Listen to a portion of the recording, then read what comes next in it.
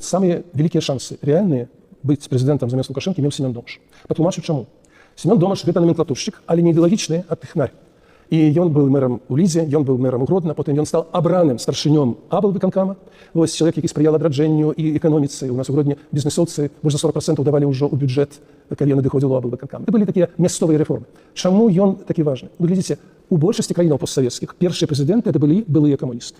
І гэта не просто так, вот мы вам дадзім магчымасць пакіруеце яшчэ, просто гэта дазваляла аб'яднаць новую плынь дэмакратычную з той номенклатурай нармальнай, якая хацела рэформаў.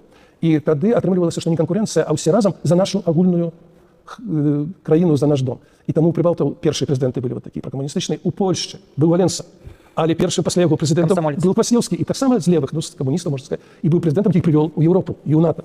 Таму вот так было. І мы таксама лічылі, што важна мець кандыдатаў, якія маюць дачыненне да номенклатуры. Номенклатура, ўжо паўтараюся, мае вялікае значэнне для выбараў, асабліва ў такой краіне, як Беларусь на таго часу. І Домаш меў такія шансы.